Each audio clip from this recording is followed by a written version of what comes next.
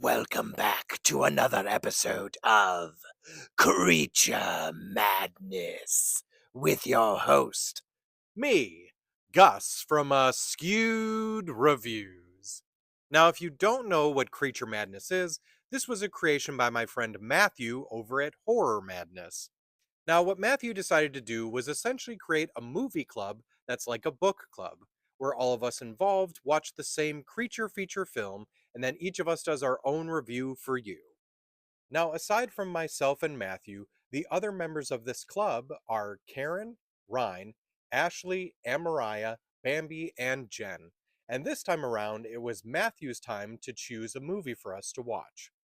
And he chose the 1997 film, The Relic, directed by Peter Hyams.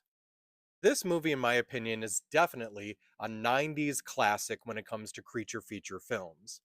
I definitely rented this one a bunch of times from my local video store. Now, this story starts off with us meeting a character named John Whitney, who is doing some research with some tribes in a different country. Now, he decides to send back some artifacts and some random specimens to the Natural History Museum in Chicago, which is where he works. But it seems that the items are not the only things that get sent back to this museum. Now, back in Chicago, we meet one of our main characters, Dr. Margot Green, played by Penelope Ann Miller, who also happens to work at the museum.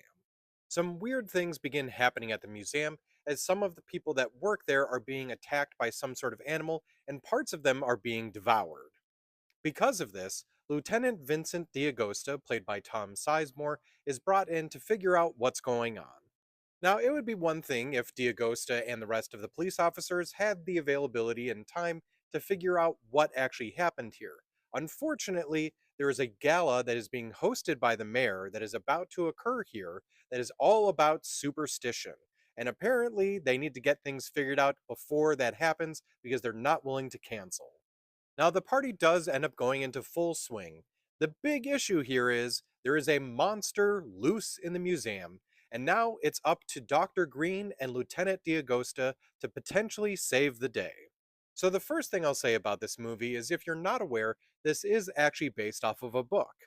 Secondly, I do really enjoy this movie, and it is a great creature feature, but it does take quite a bit to really get into the meat of the story. There are some great moments, but not a lot is happening until the monster really comes into the story. I will say, though, this movie is definitely worth watching, especially if you've never seen it before. It is currently streaming for free on Pluto TV. So, at least for me, on my scale, I'm giving The Relic a 3 out of 5. If you've seen this film, I'd love to know what you thought about it in the comments. Now, as a quick heads up, this is about to be the section of Creature Madness where I go more in depth about the creature from the film. So if you don't want any spoilers, go watch the movie and then come back to finish this episode.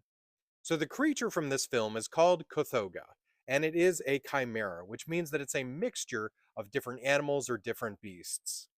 Specifically in this film, this is a mutated human that is a mixture of different genes from insects, fish, reptiles, and primates. The creature itself does appear to be very strong, pretty fast, amphibious, and has a very tough hide. It also has tusks, claws, and very sharp teeth. In the lore of this movie, the way that these creatures are normally created is that the tribe starts by feeding these leaves that have a hormone or protein on them to a creature that then ends up mutating. Now, once it runs out of the leaves, it begins to hunt down something similar to this, which ends up being within the brain of human beings. And so it attacks essentially these tribes' enemies to feed off of that. Also, just my own personal opinion about the creature in this film, it looks amazing. There are some sequences which are definitely CGI and some that appear to be practical, but I do think they do a good job, especially in the time period that this was made in. Oh, one other thing I do want to mention when it comes to the creature, there was something that really did kind of drive me crazy with this movie, is with how large and lumbering this creature was, there was so many things that it managed to do in a very dexterous manner that just did not make sense whatsoever. But, I was willing to suspend my disbelief because it was a fun creature feature. I hope you enjoyed this episode of Creature Madness.